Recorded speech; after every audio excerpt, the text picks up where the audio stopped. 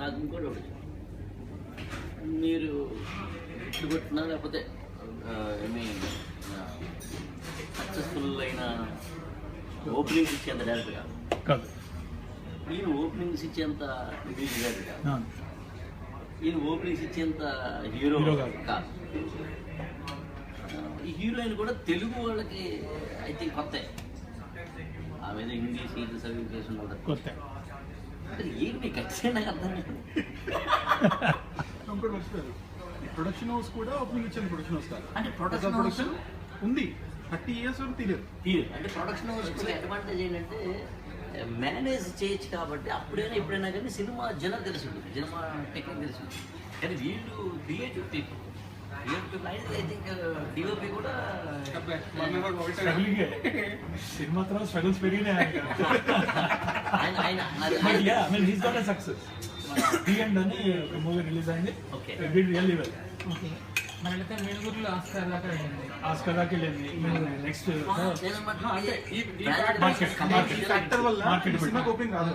Commercial hit, openings తెచ్చే hit. మన సినిమాలో త్రివిక్రమ్ గారి డైలాగ్ ఉంది, అద్భుతాలు జరుగుతున్నప్పుడు ఎవరు గుర్తించరు, అద్భుతాలు జరిగిన తర్వాత గుర్తించాలి. అవసరం లేదు. June 5th చెప్పి ఏంటి ఏం నమ్మకం ఈ సినిమా సూపర్ డూపర్ హిట్ అవుతుంది, అంతా కనుక చిప్పి జాడ చెప్తుంది, ఏం నమ్మకం? సూపర్ డూపర్ హిట్ మాకు అక్కర్లేదు. మంచి సినిమా అందరికి నచ్చితే అంతే సార్. నాకు 10 కోట్ల మంది చూసి ఏం చెప్పండి, అది ఏం చూస్తాను ఏంటి అంటే నీకు నమ్మకం ఏంటి? నమ్మకం ఎందుకు ఇంకోటి అంటే వీళ్ళందరికీ నమ్మకం అని చెప్తాను నీకు. అదేంటంటే ఏదో ఒకటి సినిమా అంటే మంచి బ్యానర్, మంచి జనరు, మంచిది ఏదో ఒకటి ప్రొడక్షన్ ఉండాలి, లేకపోతే ఉంది కదా. నీకు అలా కాదు కదా, నీకు తక్కువ ఆఫర్లు వస్తాయి, కెరీర్ పక్కన నీకు కావాలంటే వెయిట్ చేయొచ్చు, అర్జెంట్గా చేసేయాల్సిన అవసరం లేదు, వీళ్ళకి అర్జెంట్గా మార్కెట్లో ప్రూవ్ చేయాల్సిన అవసరం ఉంది. కాబట్టి నిన్ను ఎంకరేజ్ చేసిన ఎలిమెంట్స్ ఈ సినిమాలే ఉన్నాయి.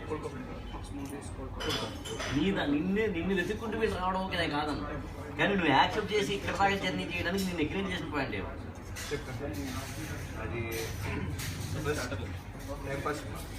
టైం పాస్ అది కొంచెం బాగుంది, కానీ కొంచెం స్లో ఉంది, తెలుగులో మార్చచ్చు అని అనుకుంటున్నాను. దాని తర్వాత రాక్షస నరేషన్ అది మాత్రం నాకు బాగా రాక్షస నరేషన్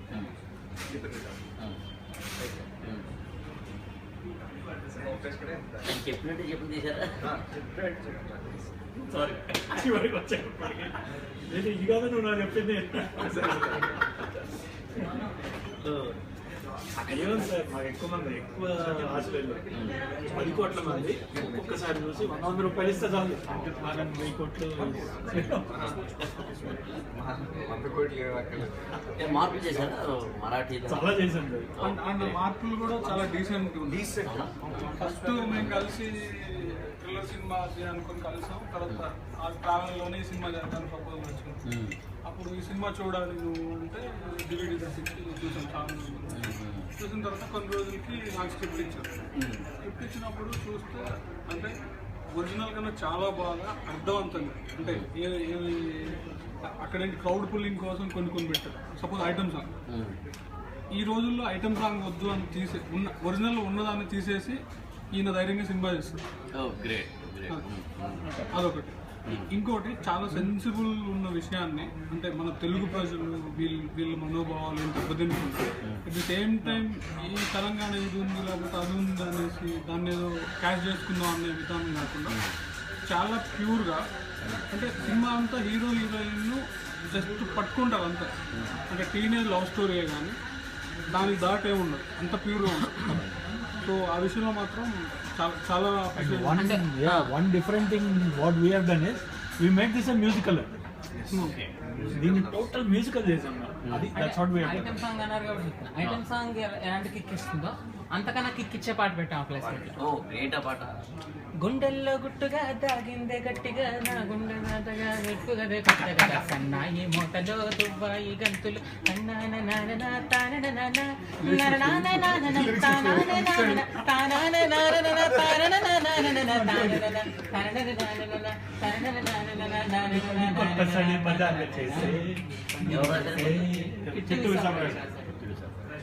సార్ సో అంటే మీరు అదే లాస్ట్లో ఐటమ్ సాంగ్ కాకుండా ఐటమ్ సాంగ్ అనేది యాక్చువల్గా ఏంటంటే చాలా ముందు వచ్చింది అది కేవలం ఐటమ్ సాంగ్ అనేది అందాన్ని చూపిస్తూ జనాలు తెచ్చుకుంటేది కాదు. అప్పటికి వచ్చేసరికి సినిమా పరమైన కథ సగం తెలిసిపోయే పుట్టుగా తెలిసిపోయిన ఒక ఆడియన్స్కి అక్కడ నుంచి ఒక రిలాక్సేషన్కి తీసుకెళ్ళి అంటే దాన్ని మన అర్థం చెప్పాలంటే ఒక టెంపోలోకి తీసుకెళ్ళి వాడిని ఇంకొంచెం కూర్చోబెట్టేందుకు చేసే ప్రయత్నం. కమర్షియల్ కాబట్టి మీరు దాన్ని ఇంత వేగవంతంగా చేస్తే కనుక ఊపిలాగా చేస్తే కనుక అది ఏదైనా సాలిడ్ సార్. ఈవెన్ మీకు ఈ సాంగ్ అని డ్రాప్ అయ్యే మూమెంట్సే తక్కువ, బట్ ఆ డ్రాప్ అయ్యే మూమెంట్స్ లో కూడా ఇటువంటి సాంగ్ వచ్చి దాన్ని మళ్ళీ ముందుకు తీసుకెళ్తుంది. ఈవెన్ ఆర్ఆర్ కూడా మీరు చూస్తే మాస్టర్ బాగా చెప్పగలరు.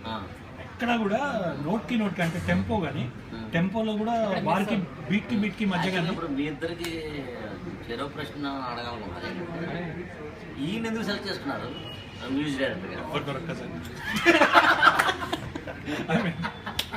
ఇంత మంచివాడు ఎవరు దొరకదు నిజం చెప్పి. ఇంత జెన్యున్లీ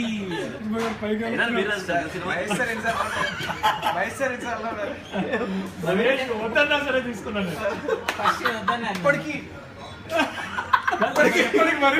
చెప్పనా సార్, ఎవరి మీద ఎవరికి నమ్మకం అదంతా పక్క పెడితే చాలా రోజుల పాటు ఒక సాంగ్ మమ్మల్ని పీడించింది. ఎంతగా అంటే వెంటాడేది మమ్మల్ని. ఒరిజినల్ ఒక సాంగ్ 40 లాగలే ప్రేమ it's a super duper hit song. ఆ సాంగ్ వింటే మాకు అసలు కొట్టేసేది, ఎందుకు రావట్లేదు మాకు అని. నేను నిన్న తీసుకున్నప్పుడు కూడా ఒక ప్రామిస్తో తీసుకున్నాను, ఇంకా 4 సాంగ్స్ మీరు చేయండి కానీ 5వ సాంగ్ మాత్రం మీరు వదిలేండి మాకు తెచ్చుకుందాం అని చెప్పాను. చాలా ఏళ్ల పాటు అంటే చాలా రోజుల పాటు నా కాలర్ ట్యూన్ అదే మన ఆడియో రిలీజ్ అయిన ఫైల్ అయిన వరకు అదే సాంగ్. రిలీజ్ అయిన తర్వాత మాత్రం మార్చేది. అప్పుడు మార్చి అప్పుడు కొంచెం పర్లేదు దీనికి ఇష్టం మనం నాట్ బ్యాడ్ మీకు నౌన్ చేసేది ఉండదు, చిక్ ఇస్తూ పోతుంది. It's a lovely musical journey with 2 very tender, beautiful faces. Music బయట ఆడియో బయట నంబర్స్ ఇప్పుడు చెప్పేటట్టు లేదు కానీ జనరల్ మార్కెట్ నంబర్స్ అంటే మీరేంటి ఆయన మీ మీద పెట్టిన నమ్మకాన్ని మీరు ఎట్లా ఏ పాయింట్స్ ఆఫ్ వ్యూ ఆయన డైరెక్ట్ ఎందుకు తీసుకున్నాడు సరే అది మాత్రం తప్పదు కూడా తీసుకున్నాడు అంతే. మ్యూజిక్ సెన్స్ మీరు ఎలా నమ్మకాన్ని నిలబెట్టున్నారు, మీరు ఏ కాంట్రిబ్యూట్ చేశారు సినిమా బలంగా ఉండడానికి? ఎందుకంటే ఆయన ఇప్పుడు కూడా చెప్తారు సార్ ఈ జర్నీలో సహజ కూడా తప్పు కూడా ఇది సినిమా ఏదైనా కానీ కమర్షియల్ పాయింట్ ఆఫ్ వ్యూ కూడా తప్పు. అలాంటప్పుడు బెస్ట్ అవుట్ ఆఫ్ ద దొరుకుతున్న వాళ్ళలో బెస్ట్ అవైలబిలిటీ చూస్తాను. నేను ఏంటంటే ఈ నమ్మకాన్ని నేను ఎలా నిలబెట్టుకున్నాను అంటే ఆయన నమ్మకం ఏంటంటే ఫస్ట్ ఆఫ్ ఆల్ ఈయన దగ్గర నుంచి నేను మ్యూజిక్ తీసుకోగలను, నాకు కావాల్సిన మ్యూజిక్ నేను రాబట్టుకోగలను అన్న ఆయన పాయింట్ ఆఫ్ వ్యూ లేదు అని అలా అంటా.